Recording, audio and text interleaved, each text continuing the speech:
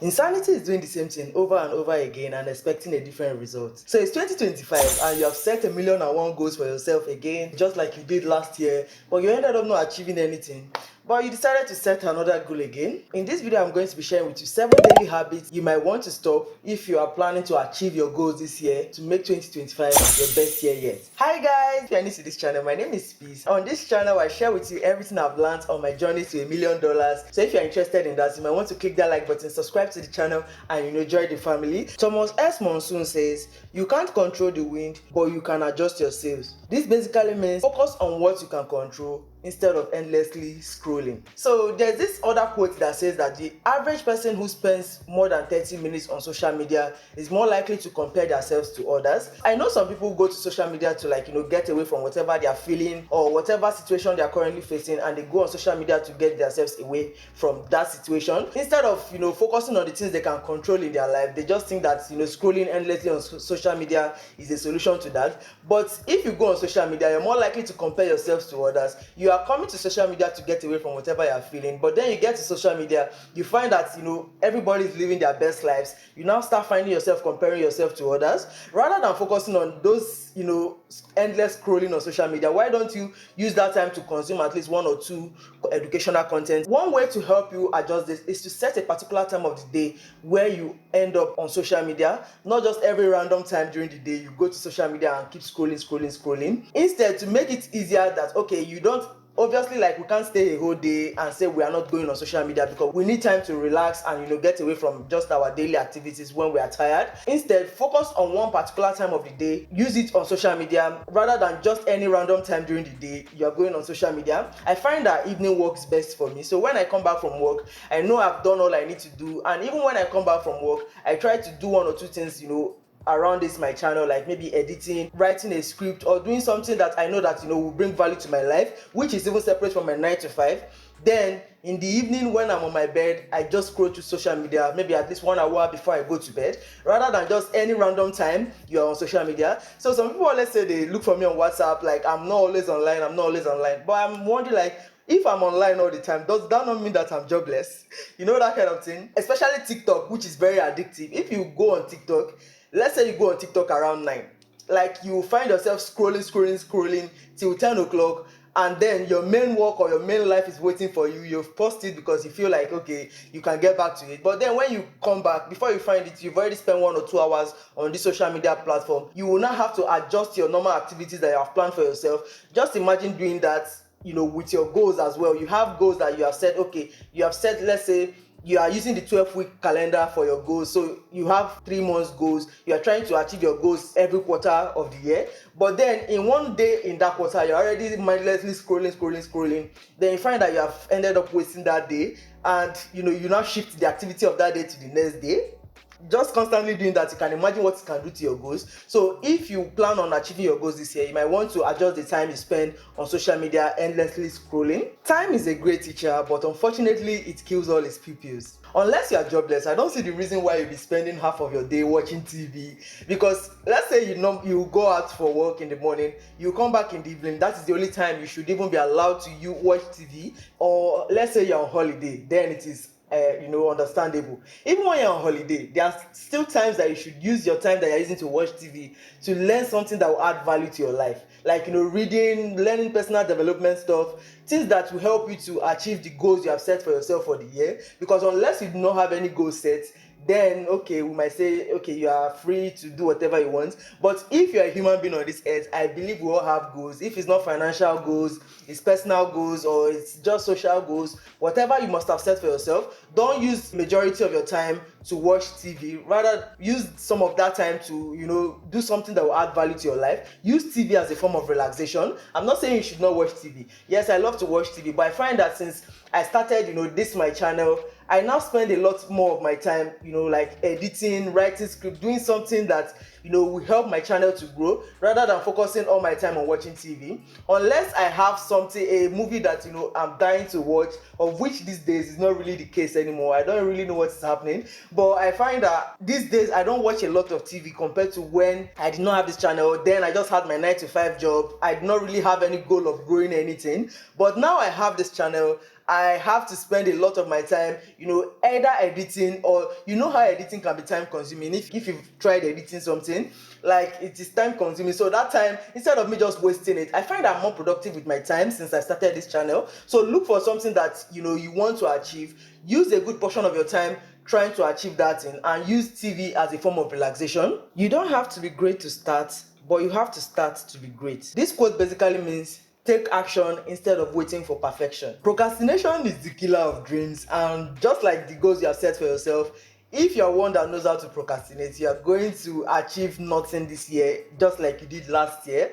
Like, if you are one that is always saying you will do it tomorrow, you find that you keep shifting and shifting your dreams or your goals until you enter the next quarter, when you've not achieved the one you set for this quarter. Now you're having to add the one you have set for last quarter in the new quarter, which will now make it look like you are not able to achieve it because it's looking so much already. Instead of you to have finished it in the last quarter, you moved it to this one, so it's looking so much in your eyes. Instead, prioritize your tasks based on importance and urgency. There's this Eisenhower matrix you might want to look up if you're interested in how to stop procrastinating. That table basically tells you how to put important tasks in one place and urgent tasks in another place. So use that method and you'll find that it will start becoming easier to stop procrastinating. So just like the 12-week calendar which we are trying to use to achieve our goals, or at least make it easier, breaking down your goals 3 months at a time, you can break down your main goals into smaller chunks even within those 3 months, so that it will look easier for you to achieve. Instead of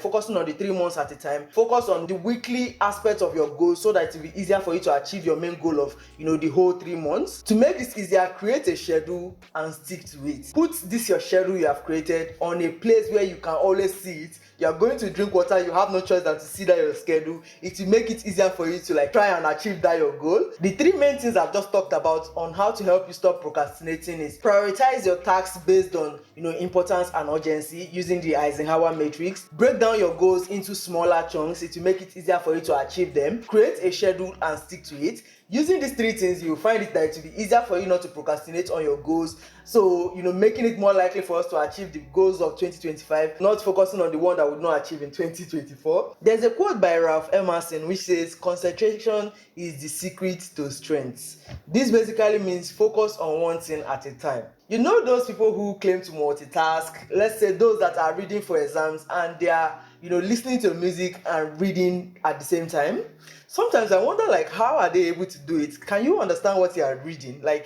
Because for me, I know I don't know how to multitask at all. I can't multitask, and that is one of my greatest weaknesses. So I try to focus on one thing at a time. When I finish it before I go to the next, I find that when I multitask, it is easier for me to get distracted. I will go to this place, go to that place without completely finishing one. Now, to make it easier to achieve our goals this year, we will have to stop multitasking. If you are one that is good at multitasking, good and fine. But if you find it that even when you are good at multitasking, you are still not able to finish everything, you might want to leave that, your ability, keep it at the back for this year. Focus on one thing at a time. Turn off anything that will distract you during that time you are trying to, do something surrounding your goals. Focus on one thing, that particular thing you are doing. Finish it off before moving on to the next one. I find that the good way to do this is to create to-do lists. Let's say you finish one task in your to-do list. You now use the check mark to say, okay, you are done with this one. You find that it is easier to finish everything you have set out for a particular day, rather than just leaving it and saying you have to do this. Yes, you have it in your head, but if you are doing one thing and then you leave that one and then go and do another one, it is easier for you to get distracted. You will not end up finishing any of the things you have set out for yourself. Using to-do lists has made it easier for me. I like the idea of saying, okay, I've finished this thing, I now check it.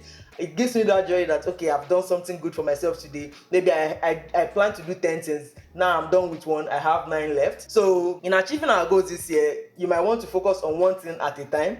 Don't do everything at once, so that it is likely for you to achieve your goals for this year. The people you surround yourself with influence your thoughts, feelings, and actions. Choose positive influences. So it is 2025, and one of my biggest goals is to shift away from negative influences. Anything that drains my energy, I'm going to stay far away from it this year, and you should do the same for yourself, because like the people around us influence how we feel about life, how we think of life. Like, is this person inspiring me to grow, or is this person dragging me, draining my energy, making me not to feel like I'm worth something, or I'm not able to achieve anything for myself? If you are to achieve the goals you have set for yourself, you have to shift away from this kind of people, because they will keep making it seem like you cannot achieve this thing. Most of the time people project their insecurity on you because they feel they can't achieve it. They need a partner to go along that journey with them, and if you are the one that has such people around you, you might want to break away from them, because you are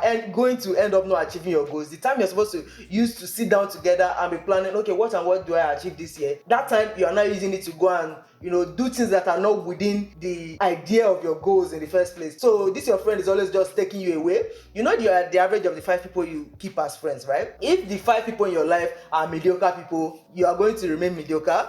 But one way to keep yourself away from this, or let's say you have 5 friends, but 3 of them are encouraging you both talk about how to achieve your goals together, that is fine. But let's say you have only 2 or 1 of that in your friend of 5, you might want to adjust that your friendship cycle. But if I'm to recommend any way for you, because you can't completely cut off your friends, obviously, you can turn to online friends for this. Just like we are talking about our goals now and how we are going to achieve it, and that's your online bestie. We can achieve our goals together. We have to keep each other in check. If you have anything that is concerning your goals, or you're feeling like you're not able to achieve anything you have set for yourself, I would love to hear from you in the comments. Let's achieve our goals together this year. I have a goal of becoming a millionaire in dollars before I turn 40. So the clock is ticking. It's another year again. We have to start doing the things we need to do to get to where we want to get to. I keep saying this particular statement, and it's funny to me, but it is the reality. So if we need to keep each other in check, we have to do that.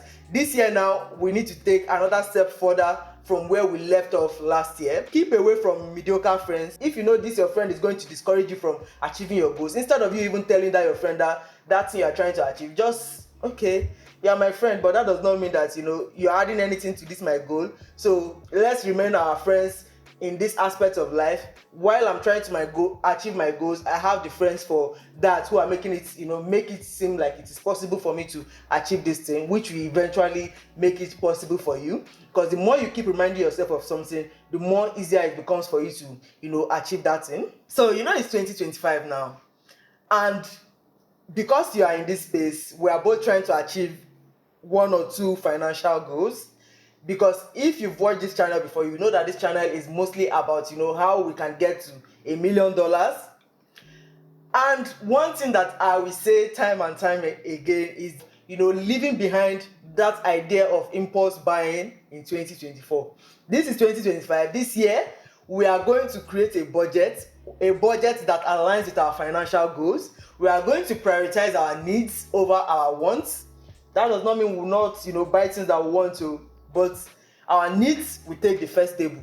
The wants will take a back seat. We will have to track our expenses quarterly. Just like we are setting quarterly goals, every quarter, print out your account statement, check through it. What did I spend this month that is not in alignment with my goals? Am I spending too much money on coffee? Am I spending too much money on this? That, whatever your interest is, I know that is where most people spend a lot of their money, even when they know that they don't need that thing in their daily life, or that thing is not just completely something that they need right now, but because the idea of I like it, I see it on the shelf, I like it, I just buy it.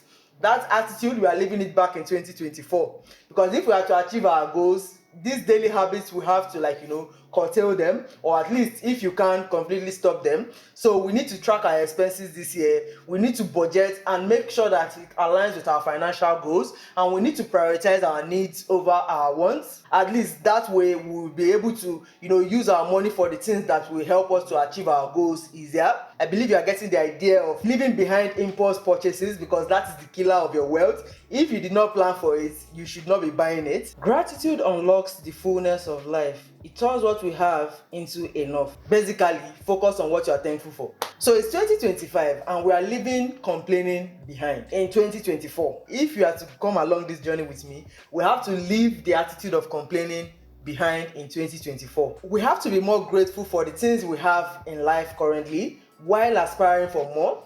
Because when you are grateful for the one you have, you find that it is easier for you to get more rather than joining those people that likes to complain about every single thing. Yes, you might not be where you want to be in life currently, but that does not mean that this life you are currently living now, it feels like every single thing that happens you are complaining. You are never grateful for anything. Like even the daily bread you are able to eat is nothing to be thankful for. Like you need to have more, you need to have more.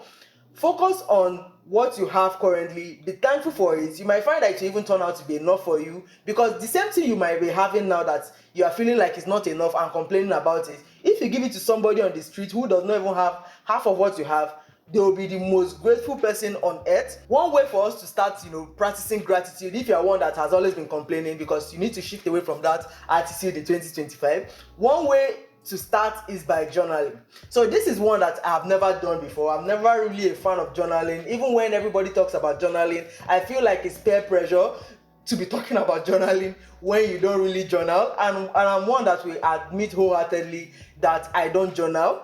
But maybe because I've always been a grateful person, I've always been someone who is so contented, but while aspiring to get more, I've always just been a positive person. And I find that because I'm a positive person, it is easier for positive things to always happen to me. People who complain a lot and always feel like everything happening is negative, while it might be due to their experiences, it still does not completely give out the idea of why everything in your life seems to be negative. Even the ones that are positive, you automatically turn them to negative because you're always looking for the negative aspect of those things. So this year now, instead of focusing on the negative things in our lives, we are going to be looking at the opportunities, the solutions that we can harness, which can in turn help us to achieve our goals. And now we will have to keep having positive affirmations in our head. Like every time, instead of when you think of something negative, try to counteract it with something positive, and you find that slowly but surely you become someone who is more focused on the positive things in your life